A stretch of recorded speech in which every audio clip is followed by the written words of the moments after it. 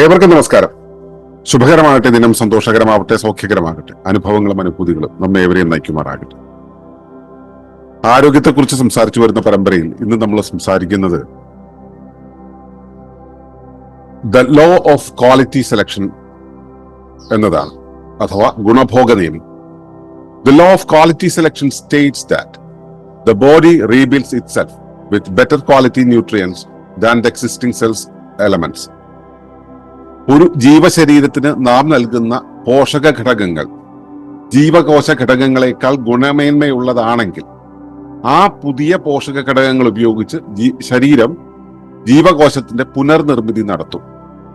Fast ഫുഡിൽ നിന്നും ഫലാഹാരത്തിലേക്ക് മാറിയാൽ ആദ്യം ക്ഷീണം തോന്നുകയും പിന്നീട് ഊർജ്ജസ്വലമാകുകയും ചെയ്യുന്നത് അതുകൊണ്ടാണ്. ഇതാണ് ഗുണഭോഗ നിയമം.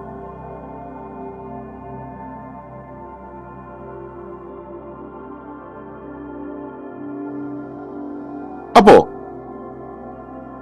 നമ്മളിവിടെ സാധാരണ രീതിയിൽ പാരമ്പര്യ ഭക്ഷണങ്ങൾ കഴിച്ചു വരുന്നവരാണ്. പാരമ്പര്യ ഭക്ഷണം എന്ന് വെച്ച് കഴിഞ്ഞാൽ തലമുറയായിട്ട് വന്ന ഒരു ഭക്ഷണ രീതി എന്ന് തന്നെ വിചാരിക്കേണ്ടതില്ല. നമ്മൾ പഠിച്ചു വന്ന കാര്യങ്ങൾ. ഇപ്പോൾ സിറ്റിയിൽ ജനിച്ചു വളർന്ന ഒരാളാണെങ്കിൽ, ഒരു കുട്ടിയാണെങ്കിൽ, ആ കുട്ടി കണ്ടുവരുന്നത് അയാളുടെ അച്ഛനും അമ്മയും ആ സിറ്റിയിൽ നടത്തുന്ന ജീവിത ശൈലിയുണ്ടല്ലോ, ആ ജീവിത ശൈലിയുടെ ഒരു ചിട്ടയായിരിക്കും. ഇപ്പോൾ സിറ്റിയില് എളുപ്പത്തിൽ മാവ് വാങ്ങിക്കാൻ പറ്റും. ആ മാവ് വാങ്ങിച്ചിട്ട് ഇഡ്ഡലിയും ദോശയൊക്കെ ഉണ്ടാക്കി കഴിക്കുന്ന രീതി, വെളിയിൽ പോയ മസാല ദോശ കഴിക്കുന്ന രീതി, ഉച്ചയാകുമ്പോൾ പൊറോട്ട കഴിക്കുന്ന രീതി, അല്ലെങ്കിൽ അങ്ങനെയൊക്കെയുള്ള ഒരു രീതി കണ്ടു വളർന്ന ഒരു കുട്ടിയെ സംബന്ധിച്ചിടത്തോളം അതായിരിക്കും അതിന്റെ ഹാബിറ്റ്. അപ്പോ അതിനെയാണ് നമ്മൾ പാരമ്പര്യം എന്ന് പറയുന്നത്. അപ്പോൾ ഇങ്ങനെയുള്ള ഭക്ഷണം കഴിച്ചു പോകുന്ന സമയത്ത് അവര് സാധാരണ ജീവിത ചര്യകളിലൂടെ കടന്നു പോകുന്ന സമയത്ത് അവരുടെ ജീവിതത്തിന് സാധാരണ രീതിയിലുള്ള ഒരു ഒഴുക്കുണ്ടാവും, ഒരു സാധാരണ ഫ്ലോ ഉണ്ടാവും. ആ ഫ്ലോ ചെയ്യുന്നതിന്റെ ഇടയിൽ അവർക്ക് മനസ്സിലാവുകയാണ് ചെറിയ ചെറിയ അസുഖങ്ങളൊക്കെ വരുന്നു. എന്നാൽ പിന്നെ ഭക്ഷണശൈലി അങ്ങ് മാറ്റിയേക്കാന്ന് വിചാരിച്ചിട്ട് അവർ നല്ല ഭക്ഷണത്തിലേക്ക് പോയാൽ ആദ്യം ഉണ്ടാവുക കടുത്ത ക്ഷീണമായിരിക്കും. ഈ ഫാസ്റ്റ് ഫുഡ് മാത്രം കഴിച്ച് ശീലിച്ചിട്ടുള്ള ഒരാള് പെട്ടെന്ന് ആരോഗ്യ ഭക്ഷണത്തിലേക്ക് മാറിയാൽ പെട്ടെന്നുണ്ടാവുന്നത് ഒരു ക്ഷീണമായിരിക്കും. കുറച്ചു നാളത്തേക്ക് അതുണ്ടാവും.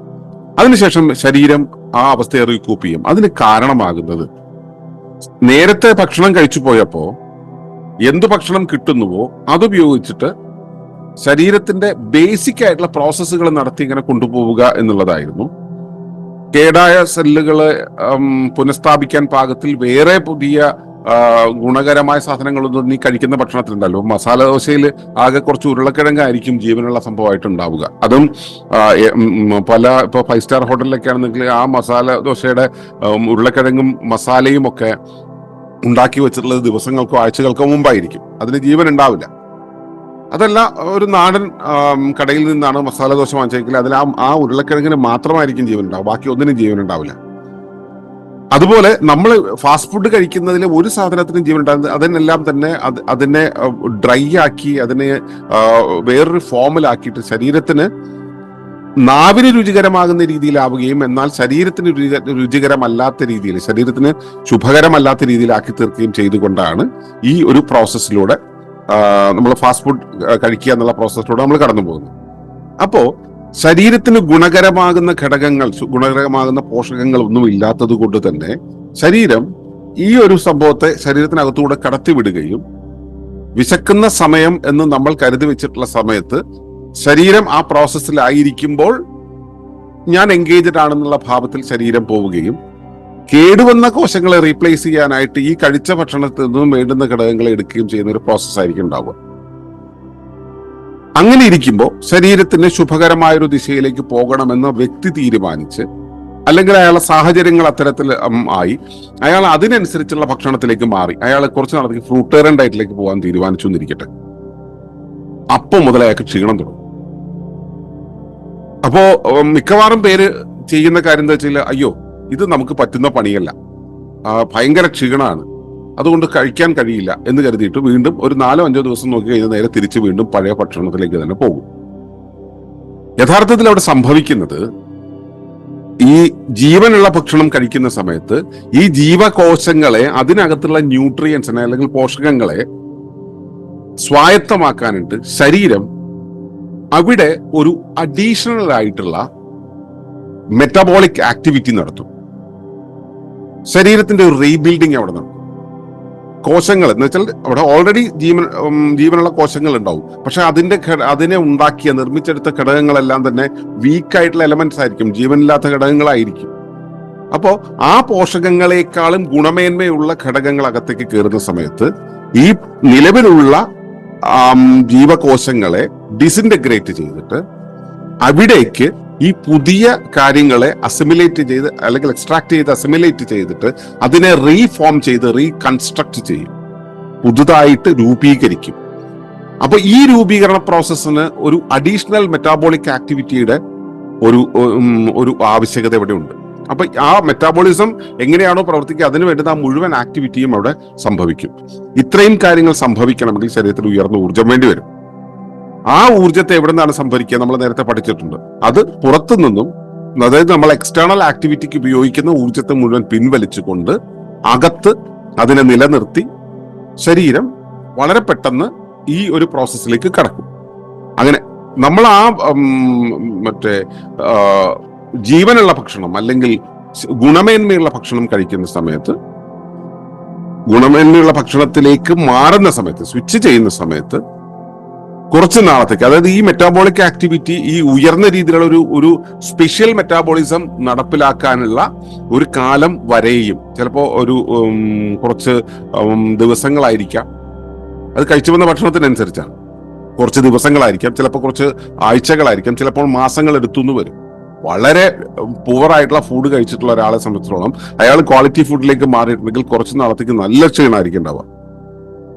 എന്നിട്ട് ശരീരം ഒരു സ്വാഭാവിക ക്രമത്തിലേക്ക് വന്നു കഴിഞ്ഞാൽ പിന്നെ ശരീരം ഊർജ്ജസ്വലമാകും. കാരണം അകത്ത് പ്രത്യേക ഉള്ള ഒരു മെറ്റാബോളിക് ആക്ടിവിറ്റിയുടെ ആവശ്യമില്ലല്ലോ.